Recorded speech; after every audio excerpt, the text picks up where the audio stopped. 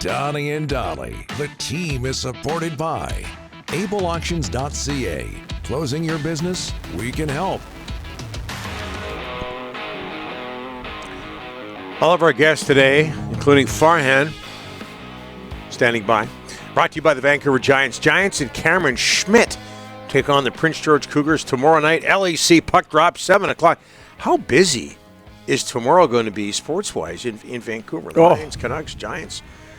Grab a White Spot pack for any game, which includes 4 tickets and a $40 White Spot gift card. They got turkey legs there, White Spot, do we know? I was there on the weekend.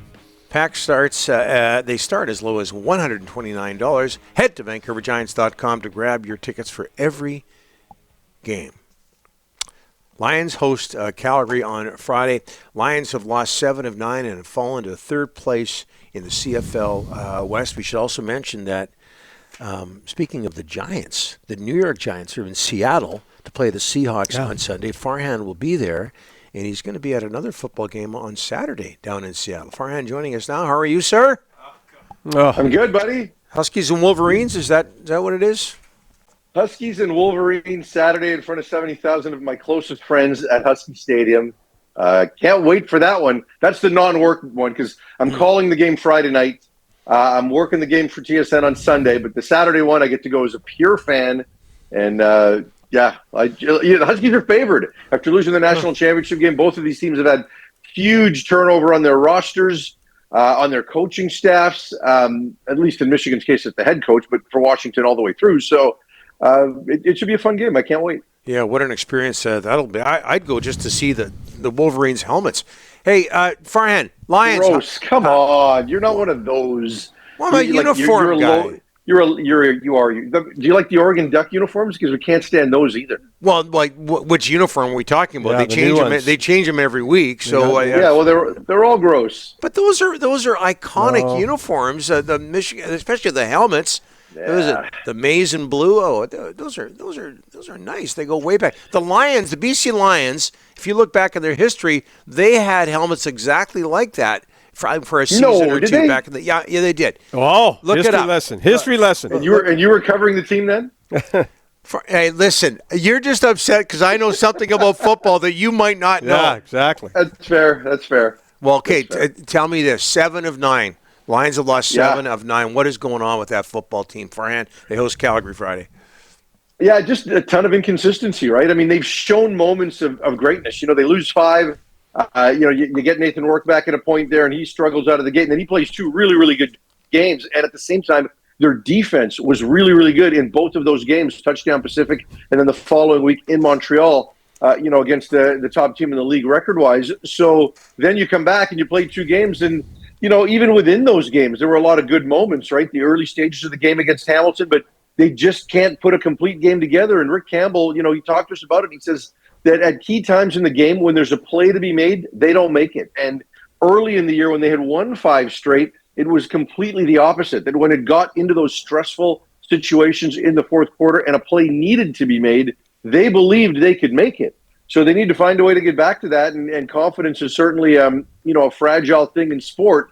And the Lions are at the wrong end of that cycle right now. But an absolute must-win for both teams. If you're the Lions, this has to be a get-right game. You can't continue to go in this direction. And for Calgary, basically, this is it mathematically, right? You lose this, and you're not recovering from that. So, I mean, they may not even recover anyway, but BC needs to find a way to get this one in. Farhan, Nathan Rourke, let's be honest here. Yeah. He's missing receivers. When he was with the Lions before he went to the NFL, he was extending drives, long drives. Now, 2nd and 4, 2nd and 5, and it's dying. The play is that's it. They got a punt. What's going on with this guy?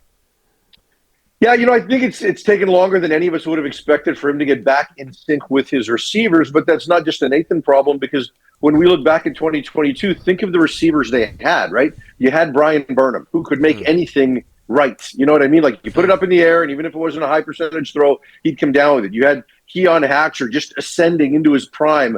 You had Lucky Whitehead, healthy, peak Lucky Whitehead. You had Dom Rhymes, playing the best football he'd ever played. And you had all of those guys there. And now, and I'm not blaming the young guys, right? It's not Aiden Eberhardt's fault or Stanley Berryhill's fault, but they are young, they are new, and there's just a chemistry process, whether they're right or they're wrong. And, and Nathan just feels off. It does feel like at times he is pressing. And then you also get a situation where, I just don't think offensively they adjust well enough to what certain teams might be giving you, right? I think there's a way they want to play, and that's the plays that they're going to call, right? So I think it's a combination of things, offensive line as well. So, they've got to find ways for all of it to get just 5% better, right? It's not one thing. It's easy to look at Nathan. You watch him against Keon Hatcher, right? And the first 4 passes to Hatcher in that game against Hamilton, it's like, what are you guys doing? Have you ever played together? But, Hatcher's also not fully recovered, right? I mean, he's just kind of working his way back to 100%. So it's all of that. And, and I do think there's a confidence issue there for all elements of it. All right, I'm seeing a lot of fire the coach, Rick Campbell. I'm seeing a lot of that. In fact, we just got a text into our Delaney's OK Tire and Langley inbox. They're not going to go watch another Lions game until the coach is fired. What's going on there? I mean, I'm seeing a ton of it.